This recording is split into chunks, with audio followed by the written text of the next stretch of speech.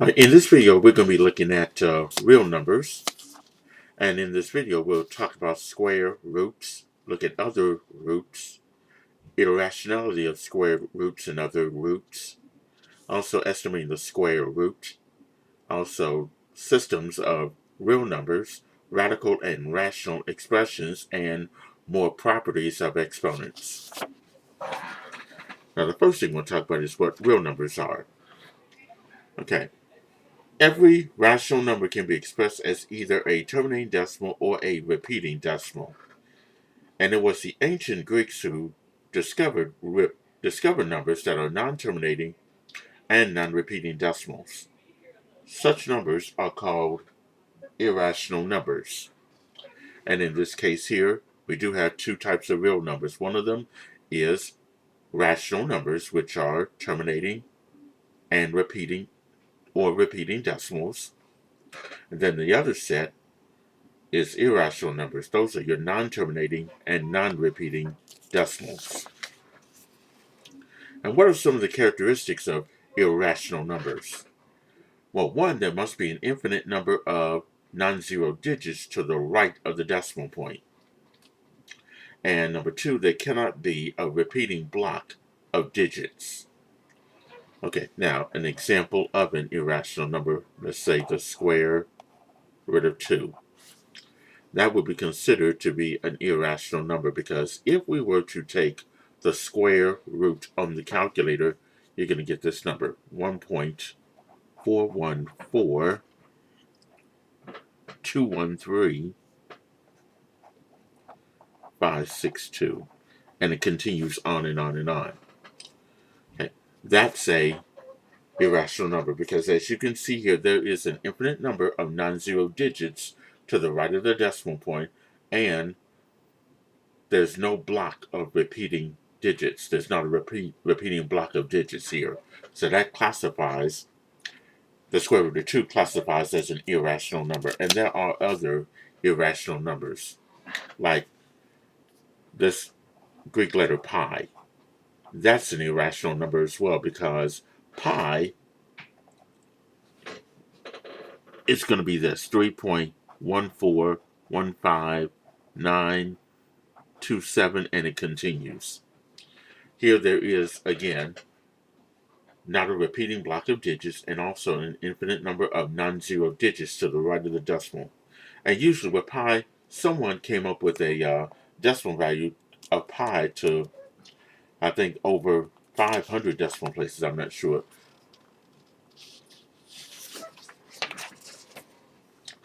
Now, first of all, let's look at square roots. Irrational numbers occur in the study of area. The area of a square is calculated using the formula A is equal to S raised to the second power. That means the square of that side. So if the length of the side is 11, then the area of that square would just be 11 to the second, or 11 times 11, which is 121. Conversely, if we know the area, we can calculate the length of the side of that square. Like in this case, if the area of the square is 49, then the length of that side will have to be this. And this is how we compute that. A is equal to S squared, and that's going to be equal to 49. So that means that S will have to be either 7 or negative 7. But since we're dealing with area, that means the length of any side can't be negative. So the only solution to that would be 7. So the length of that square, the length of the side of that squared would have to be 7. So here with 49, you have to think of what number multiplied by itself will give you 49, which is in this case 7. Next, we'll look at principal square root. If A is any non-negative number, the principal square root of A, denoted by this symbol, where the number is underneath the radical sign, is the non-negative number B such that B squared is equal to A. So with the square root of 49, that principal square root was 7, because it is a non-negative number such that that number times itself, or 7 squared, would give you 49. Now let's say we want to find the following here.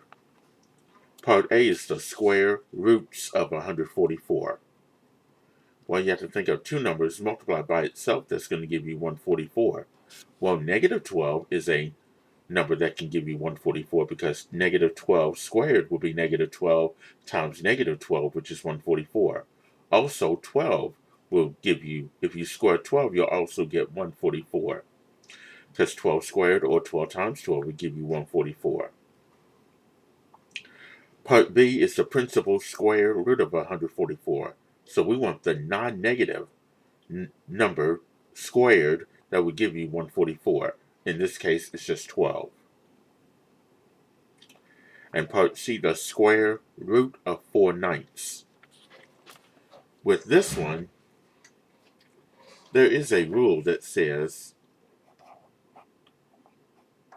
if you got the square root of the fraction, we can take the square root of the numerator and the square root of the denominator.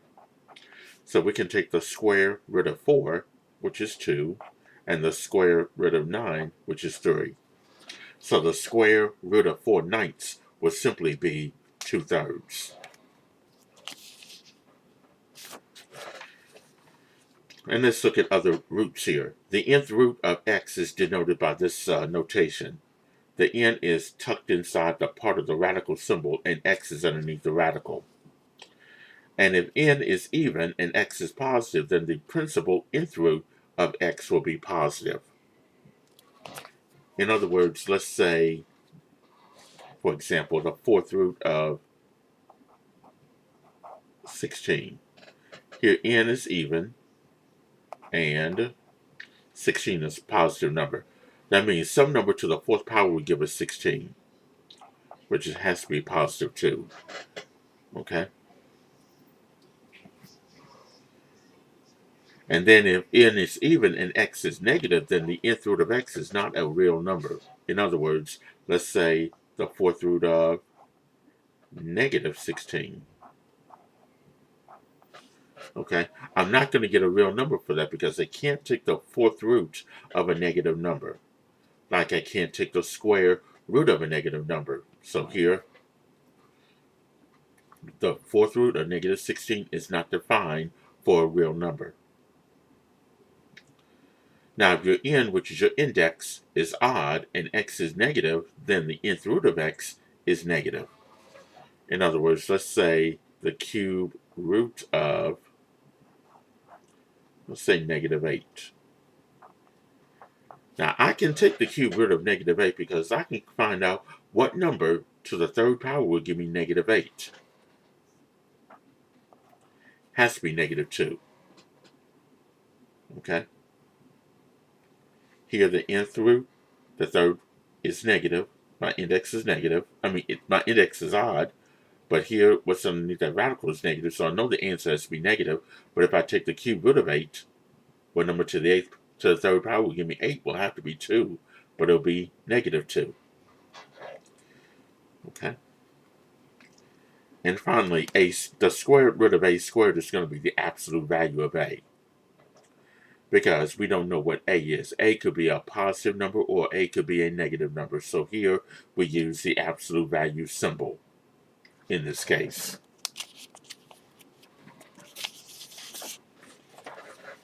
Okay. Now let's look at the irrationality of square roots and other roots. Some square roots are rational roots and others, like the square root of 2, are irrational. And one way to show that the square root of 2 is irrational is to use an indirect reasoning proof. So what I'll do is just go through this indirect proof to show you that the square root of 2 is irrational. We start by assuming that there is a rational number a over b such that a over b, and that quotient will be squared, equals to 2. Okay?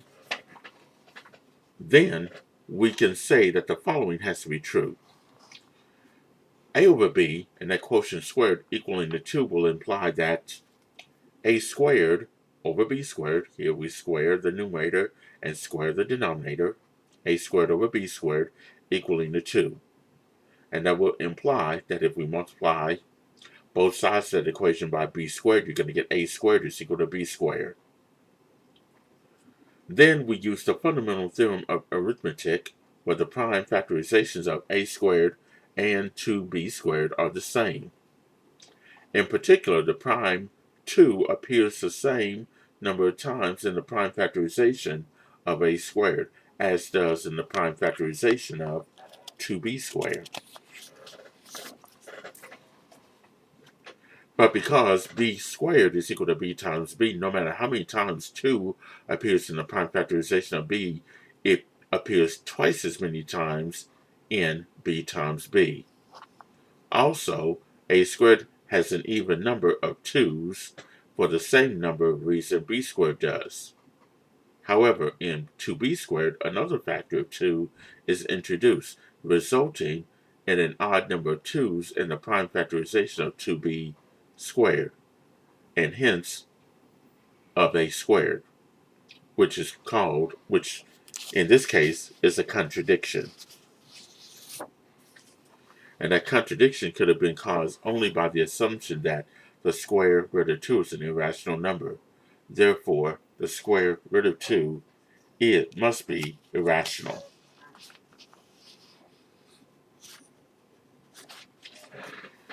And here's a geometric interpretation of irrational numbers here. The figure shows a segment 1 unit long constructed perpendicular to the number line at P. Thus, two sides of the triangle shown are each 1 unit long. The length of the hypotenuse, which is called C, is the length of the hypotenuse. That's the longest side of a right triangle, is the square root of 2.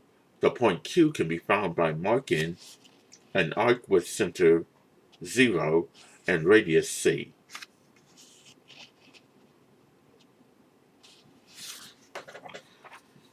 And there are other square roots that can be constructed as shown in the following figure.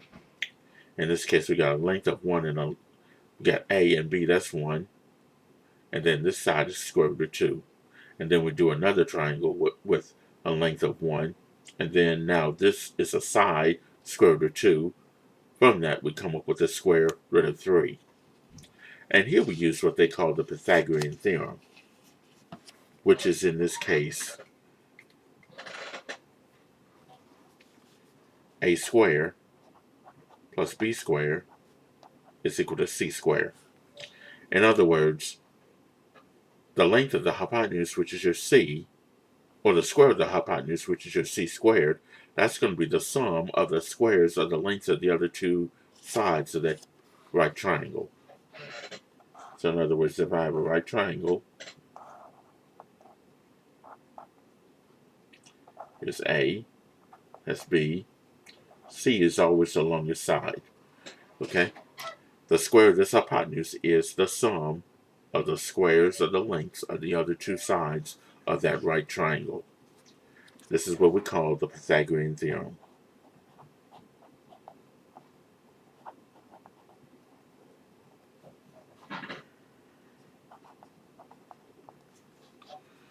Okay.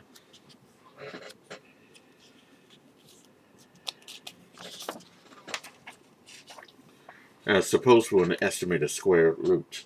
Like we know that the square root of 2 is between 1 and 2. To obtain a closer approximation of the square root of 2, we can squeeze the square root of 2 between two numbers that are between 1 and 2.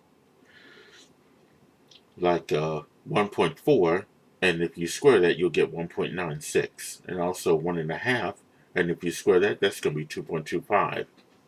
That means that the square root of 2 must be between 1.4 and 1.5.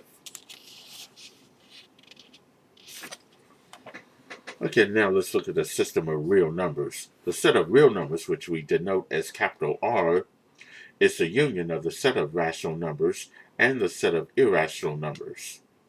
The decimal form of any real number is either terminating, repeating, or non-repeating. Every integer is a rational number as well as a real number. And every rational number is a real number, but not every real number is rational. Okay. Like, for example, the square root of 2 is a real number, but it's not rational. It's irrational. And here's a illustration of the set of real numbers here. It consists of two things, irrationals and rationals. In your irrational numbers, you're looking at the set of all x such that x is a decimal that neither repeats nor terminates. So all your non-terminating, non-repeating decimals are irrational numbers. Your rational numbers consist of the set of x, all x, where x is some fraction a over b, where b is the set of all your integers and b is not equal to 0.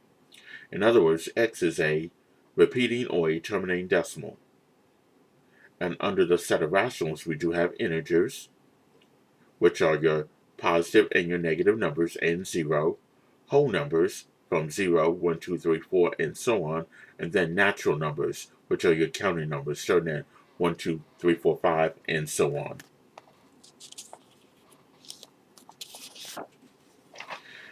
And we do have properties of real numbers, which are similar to the properties of whole numbers, and I think for the properties of fractions as well. The closure property says here, if you have real numbers a and b, the sum of a and b and the product of a and b are unique real numbers. In other words, if you add two real numbers together, you're going to get a unique real number. Or if you multiply two real numbers, you're going to get a unique real number. For the commutative properties, if you add two real numbers together, like this one, the sum of a and b is the same as the sum of b and a. And the product of a and b is the same as the product of b and a. So with the commutative properties, the order does not change the answer. The associative properties means that the grouping does not change when you add or multiply real numbers. And then your identity properties. The number 0 is a unique additive identity. The 1 is the unique multiplicative identity. That means 0 plus any real number is that real number, and any real number multiplied by 1 is that real number. Okay? So 0, again, is your unique additive identity, and the number 1 is your unique multiplicative identity. And then you have inverse properties, which are, in this case here, the sum of a real number and its opposite is 0.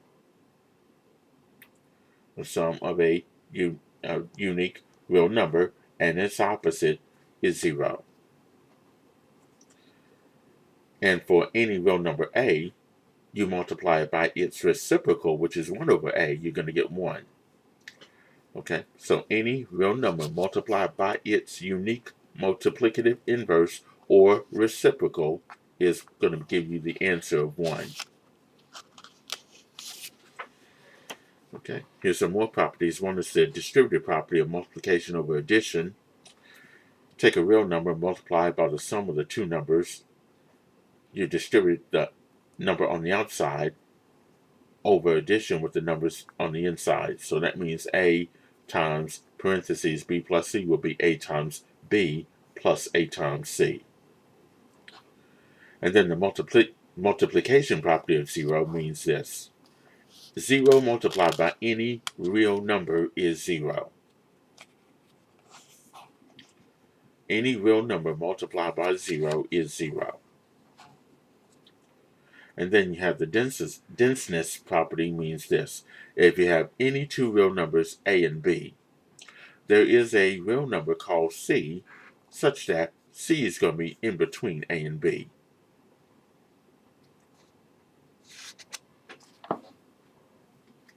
So in other words, let's say I have two real numbers, let's say 2.4 and then 2.7.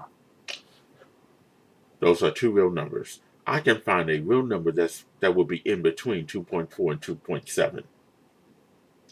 And there are infinitely many real numbers that are in between 2.4 and 2.7. Like 2.5 is 1. I can use 2.585 if I want to, 2.6 if I want to, or 2.61. Those numbers are in between 2.4 and 2.7. Okay, so in this case, there are infinitely many real numbers that are in between those two numbers. That's what the denseness property means. Okay, let's look at radicals and rational expressions. X to the 1 over n is the same as the nth root of x, where the nth root of x is meaningful. Now, we've already talked about what the nth root of x is. That means if n is an even index and your x is positive, we can find the nth root of that number. But if this x was negative and your index was positive, then there is no real number for that.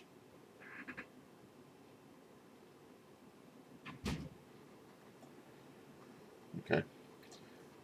The next one, x to the m raised to the 1 over n, is the same as the nth root of the square root of, well, the nth root of x to the m.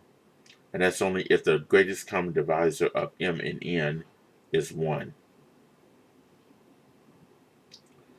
Okay.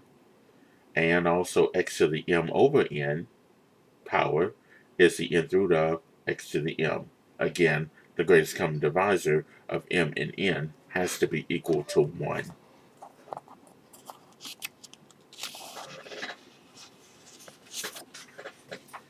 Okay, let's look at some more properties of exponents. It can be shown that the properties of integer exponents also hold for rational exponents. These properties are equivalent to the corresponding properties of radicals if the expressions involving radicals are meaningful.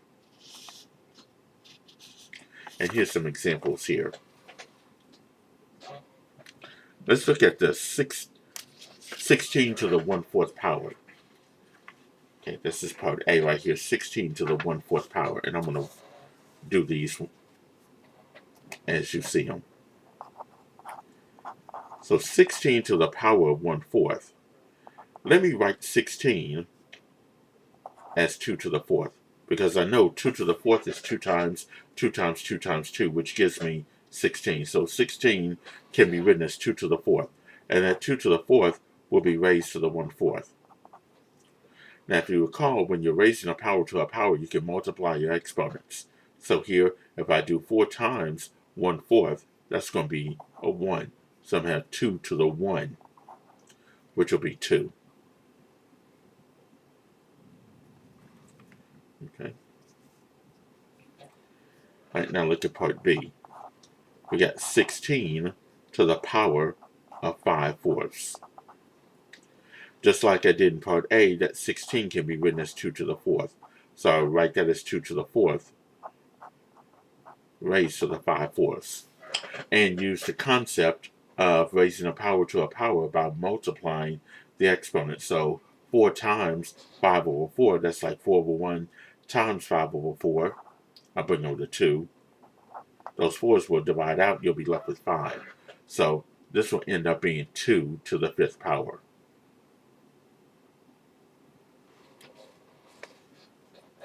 Now, if you want to, you can simplify this out and just say 2 to the 5th power. That would give you 32. Because 2 is used as a factor 5 times. Part C, -8 to the power of 1/3. -8 to the 1/3. I'm going to rewrite -8 as -2 to the 3rd power, because I know -2 times -2 times -2 will give me -8. And that's going to be raised to the 1/3. Here I'm raising a power to a power. I can multiply my exponents. So here in this case, this will be -2. 3 times 1/3 will be 1. So it will be -2 to the 1 or -2.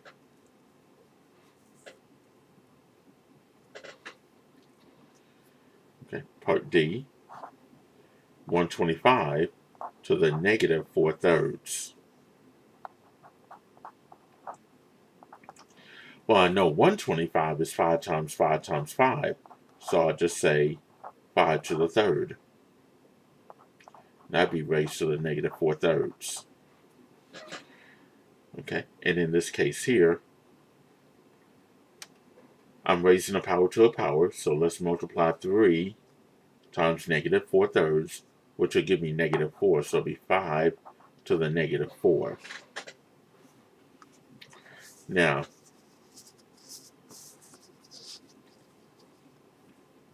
5 to the negative 4, if we write that using positive exponents, that's always 1 over 5 to the positive 4. Okay, you have to go back to one of the videos where we were dealing with negative exponents here. So if you have a number to a negative exponent, it'll be 1 over the number to the positive exponent. And then 5 to the 4th will be 1 over 625 if you evaluate 5 to the 4th power. Okay. Now look at part E. We got negative 16 raised to the 1/4. Okay. Now let's think about this for a moment here. If I rewrite this as in radical form as the 4th root of negative 16, think about this. This index is even. The number underneath the radical is negative. Here, I'm not going to be able to take the 4th root of a negative number. So here, this is not a real number, because I can't take the 4th root of a negative number. Okay? The index is even and the number underneath the radical is negative. Okay? So that should conclude this particular section on real numbers.